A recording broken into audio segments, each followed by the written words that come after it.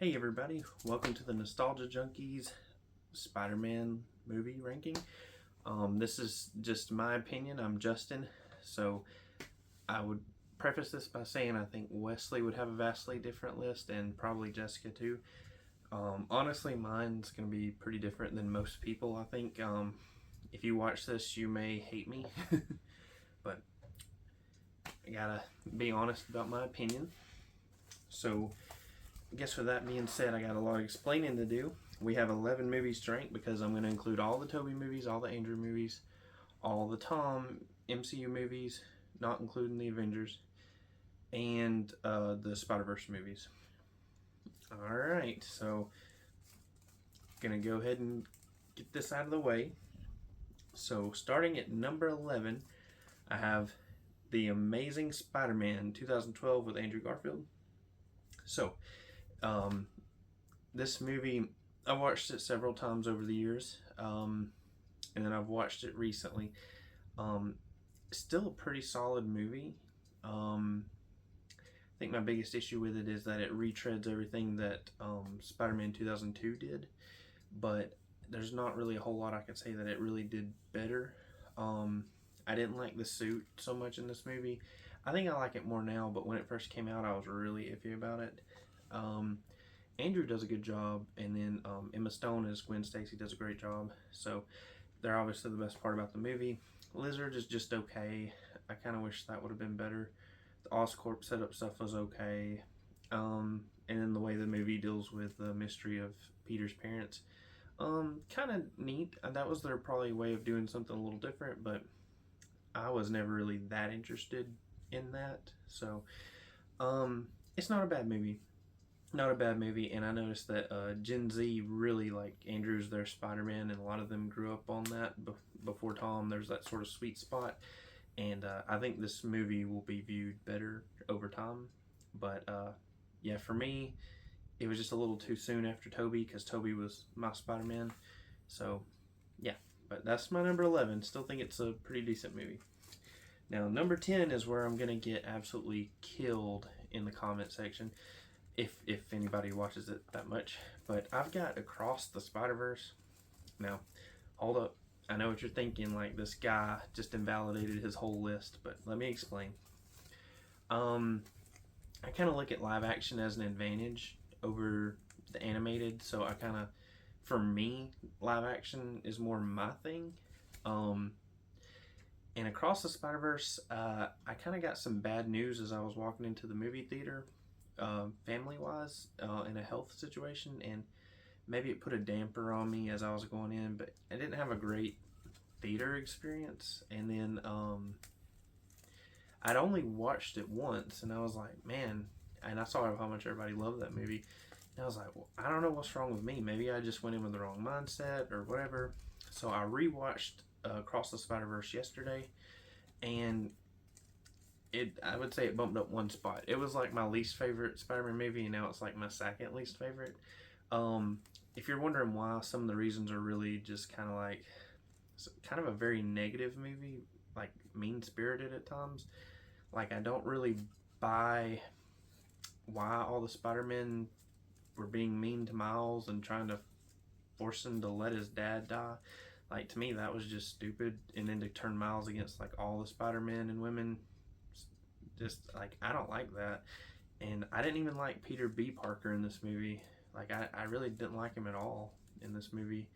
But like, Miles' relationship with his parents is mostly kind of negative at this time. You know, he's teenager button heads. And then you have Gwen and her dad, was pretty negative, and I had questions about like why that was the way it was.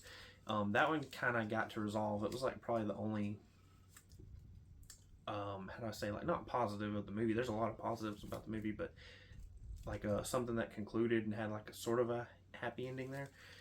I'm trying to think what else. Like Miguel only got to basically be a jerk, and then he kind of acted like he was trying to kill Miles, which I thought was like, why are you doing that? You're clawing at him. The thing that gives me hope though is the way it sets up for the next movie. Like, I'm pretty sure the next movie is going to be the best one, and it'll probably bring Across the Spider-Verse up because they didn't get to resolve most of the conflict. So I think that's part of the reason. Also, Spot. I was like, Spot. He seemed like kind of a cool villain from 3 years ago when I watched it. So when I rewatched it, I was like, why can't I remember anything that he did? And I rewatched it and I realized like he did like nothing. Like basically you haven't had the payoff yet. So, and I historically usually have an issue with like connecting movies, like middle movies. There's a big exception on this list, but like Empire Strikes Back is not my favorite Star Wars movie. And there's like more examples like that where I feel like it's kind of just a connecting movie. So yeah, that's my big spiel. Nothing crazy. It's still a very good movie. I should talk about the positives. Like animated, it's like the best looking movie probably ever. There's a lot of good Spider-Man stuff in there. I just wish it was like, to me, more believable with all the Peters. Like felt like all the Peters were like bad or something. I just don't like that. But they had a lot of cool stuff in there, and Miles was good. I really like Miles's dad too. I like his mom too. I can relate to his dad in some ways, and then yeah, I don't know. I really like the Mum Batten scene. I realized on my second viewing. I still have questions though, like if the girlfriend's dad was supposed to die, then that was a canon event, but Spot wasn't even supposed to be there, so like how is that a canon event? It's just strange. I don't know. The logic was weird to me to kind of make the things happen, but anyways, enough about that. You've probably already tuned out. I'll make these others a little bit faster. So number 9, I have The Amazing Spider-Man 2. Unfortunately, Andrew Garfield's movies are out just like that. What I realized upon rewatch is I really like Andrew, and I really like Gwen Stacy. Like, they are definitely the best parts about the movie. For me, part 2 is like, man, we had a great Spider-Man. Like that opening sequence, not the prelude with the parent stuff, but the beginning with the Spider-Man just swinging through the city is awesome.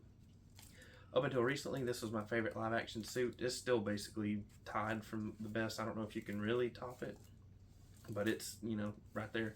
It looks amazing. And honestly, there was a lot of good in that movie. I really liked the beginning. I really liked the end. Even though Rhino was lame, like every villain in the movie was super lame. That's the biggest problem with the movie. Everything else was good. And the reason I put a movie that is probably like way lower quality over Across the Spider-Verse, again, the live action kind of gives an advantage, but the conclusion with Gwen Stacy made me feel things that like I didn't want to feel. Is very emotional, and it kind of reminded me why I'd like never rewatch that movie. So I think that really took it over the edge. But man, Andrew deserves better, man. Okay, number 8. I would say there's a big old huge gap. Like I like all these movies, but I would say here it starts to separate into like we're into very good movies in my opinion. I still think number 8's not going to be popular. I think most people say this is too low, but they're all good. I have Spider-Man Homecoming. Reason being is for most of that movie, I did actually have a moment when I first watched that movie of like, is this even good? Some of the stuff like with Flash Thompson chanting, and then there's just high school humor and stuff, and it didn't feel like a Spider-Man movie swinging through the city. And what changed everything is the minute Michael Keaton opened the door, and if you've seen the movie, you know what I'm talking about. That changed the whole movie. And then you get some of the best scenes in any Spider-Man movie, storytelling-wise. And that really, really changed the whole movie. It made it, in hindsight, it's like very rewatchable now because you can trust the movie and you know where it's going. I would say it's like neck and neck with the next movie on this list. I almost have to flip a coin. I do think Michael Keaton's Vulture is one of the best Spider-Man villains we've ever gotten, and definitely one of the best MCU villains. But yeah, it's tough between that one and the next one. I'll go ahead and go to the next one. Number 7, we have Spider-Man Far From Home. That's the 2019 movie. So I want to say one of the biggest reasons I put that above Homecoming is because where Homecoming had the better like twist in the middle and some higher storytelling moments, Far From Home had like the best spider sense scenes, like some of the best Spider-Man scenes we've ever seen because of that. Mysterio was like basically almost just as good as Vulture. Like, man, they knocked the villains out of the park in my opinion. And then I would say the third act, like I absolutely love the third act of Far From Home, and it even has probably my favorite post credit scene or mid credit scene in all of the MCU, with J. Jonah Jameson. But yeah, I would say the third act being much stronger than Homecoming pulled it ahead for me. That would be my thing. There are logic gaps in the movie. Me and Wesley talked about this, and I watch a lot of Sean Chandler talks about if you've ever seen his videos. But he makes a very good point about Edith. Like, why would Tony Stark leave his technology to a teenager he thought was dead up until a few minutes before he died? Yeah, the logic isn't there. I can headcanon it, but yeah, they should have thought that through a little bit better. Number 6, this will be controversial too, but the fact that I have it this high, like I've rewatched it a lot and realized what a good movie it is. Again, it's just the animated versus live action thing, but I have Into the Spider-Verse.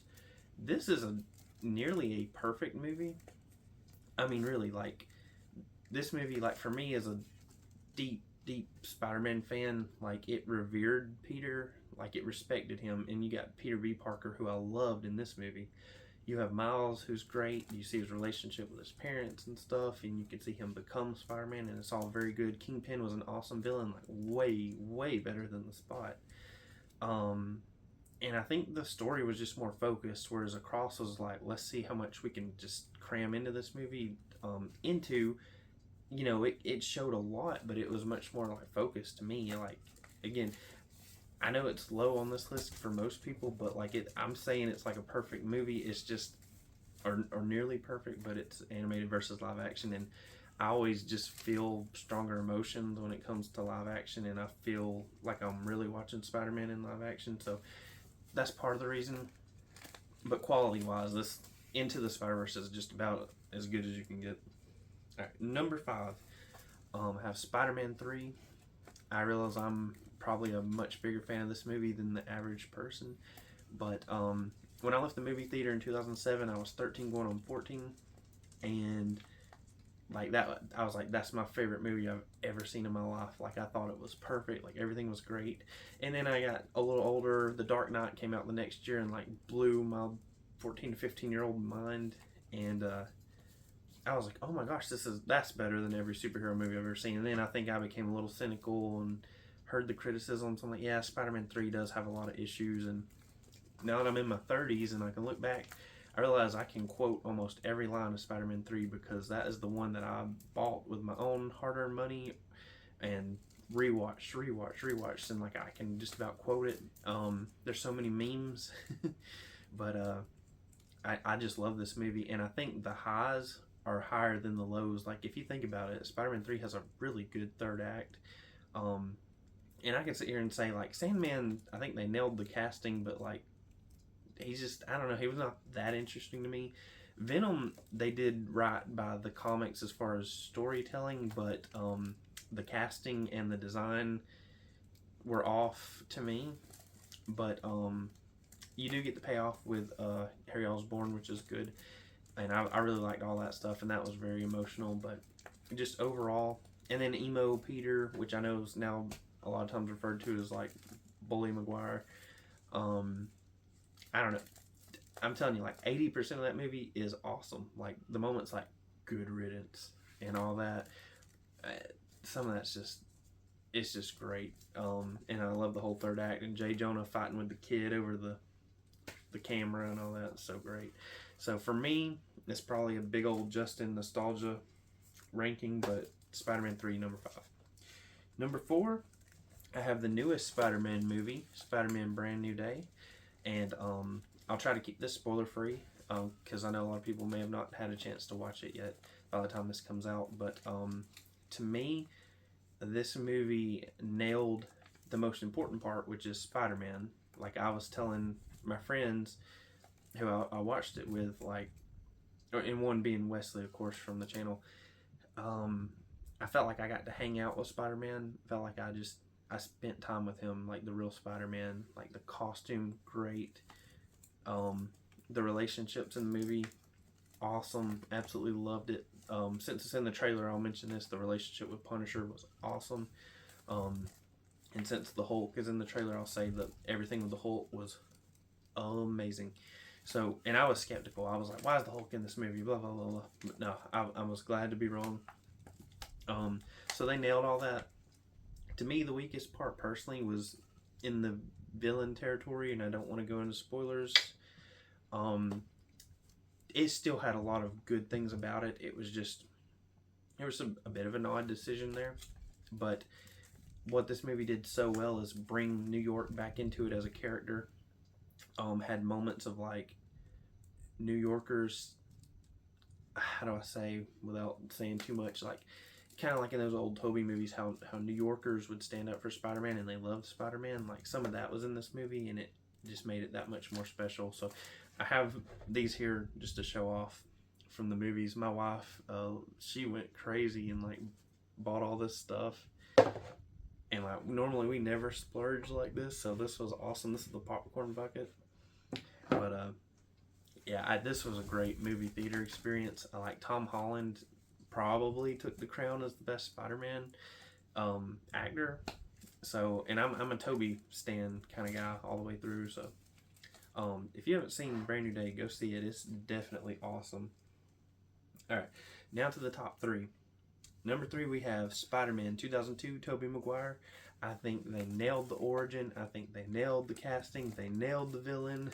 Like, they did so great. Like, the biggest issue you could ever say watching is like, it's a little dated here and there. Man, that even the parts that are like funny are just so good. There's so much charm to this movie. I just remember the way it made me feel when I saw the first trailer. I remember getting all the toys, and I still think like some things about that movie are the best we've ever had in all Spider-Man movies. Like, it was the best telling of the origin, the Uncle Ben, the great power, great responsibility, just all that. And Willem Dafoe was just awesome. And yeah, I mean that's a pretty much almost perfect movie too. Really no complaints from me. I love that movie. Could watch it for the rest of forever. All right, so we're down to 2 movies. This is a tough one right here, very tough one, but this is where I land with my personal taste. Number 2, I have Spider-Man 2, 2004, Tobey Maguire. And my logic here between this one being number 2 versus number 1 is I think this is the best Spider-Man movie where it's just Spider-Man with like no help, no extra. It's just, Spider-Man handling his own stuff, and it's Doc Ock as the villain. And Doc Ock is personally my favorite Spider-Man villain. Like, I probably like Venom as a character better, but he's only like a part-time villain, mostly anti-hero now. But pure villain, Doc Ock for me is probably my favorite, even above Green Goblin. The action in this movie is awesome. The train sequence is the number 1 scene in a Spider-Man movie, period. Besides the scene in Avengers Endgame, it's probably like the best superhero scene of all time, I think. And again, it has that New York as a character taken up for Spider-Man. It has the emotional beats. So I think it's a great movie. And then I can't get over the part with the hot dog. The hot dog part gets me every time. But love that movie. Love Sam Raimi. Sam Raimi, such an awesome director. And then last but not least, it's number 1 on this list. We have Spider-Man No Way Home. And I know what you're thinking. You're like, man, this idiot had Across the Spider-Verse near the bottom, and now he's put No Way Home first. That was an event movie. It's no good on the second viewing. Yeah, bull. Absolute bull. Dude, I feel the same way now rewatching it as I did 5 years ago. Like, I was critical of Andrew's movies, and I think Andrew stole the show in this movie. Like, he was awesome, but really it was the best version of Tom we had gotten up to that point. Like, you had the Aunt May stuff. Like, you could take the 3 Spider-Men out of it, or 2 additional Spider-Men out of it. To me, it's still a great story because you have the stuff with Aunt May. Willem Dafoe probably took it up a notch from the original movie. You have Doc Ock continuing his arc. They actually didn't, undo it. They actually continued it after a moment.